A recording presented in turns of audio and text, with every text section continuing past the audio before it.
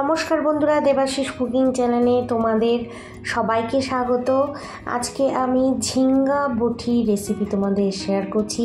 প্রথমে আমি পাতলা পাতলা করে ঝিঙ্গেগুলো কেটে নিয়েছি। এবার প্যানের মধ্যে একটুখানি তেল দিয়ে এর মধ্যে পেঁয়াজ কুচিটা একটু বেশি করেই দেবো। পেঁয়াজ কুচি দিয়ে ভালো করে একটুখানি লাল লাল হয়ে গেলে, মানে হালকা লাল হলেই আমি এর মধ্যে যে কেটে রেখেছিলাম পাতলা পাতলা করে ঝিঙ্গাগুলো, সেগুলো কিন্তু এখানে দিয়ে ভালো করে নেড়ে নেব।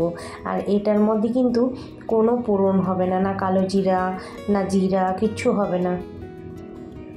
তো এর মধ্যেও বেশি কিছু মশলা আমি দিব না, একটু হলুদ লবণ দেব আর কাঁচা লঙ্কা দেব।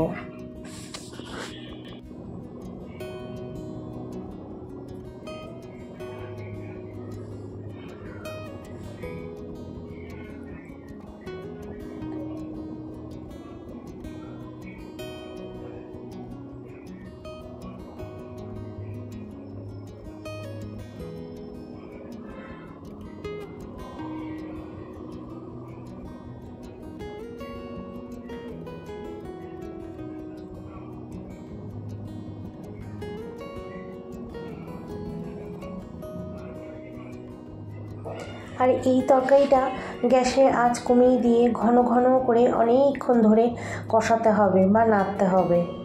যত এই সবজিটাকে আমি কষাবো আর ভালো করে হতে দেব, ততই কিন্তু স্বাদটা বাড়বে।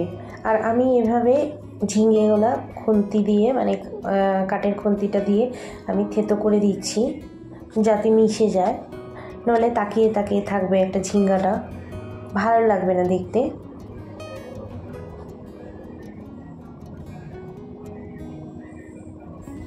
আর ঝিঙ্গা থেকে কিন্তু জল বাড়ায়, জলটা কিন্তু পুরোপুরি শুকিয়ে যাবে।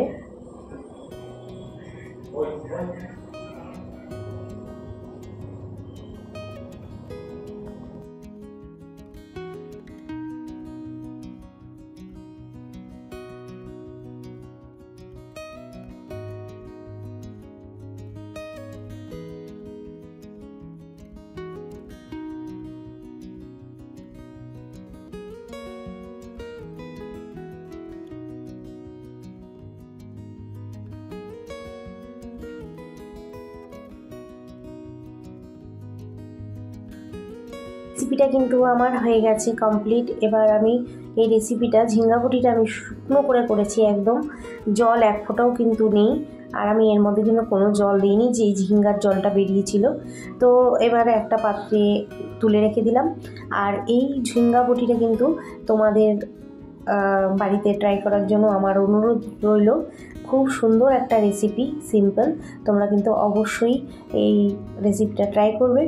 আশা করি রেসিপিটা তোমাদের ভালো লেগেছে। যদি ভালো লেগে থাকে রোজকারের মতো কমেন্ট করে দিও, একটা লাইক করে দিও আর সাবস্ক্রাইব করে আমার পাশে থেকো। ততক্ষণে সুস্থ থাকো, ভালো থাকো, বাই।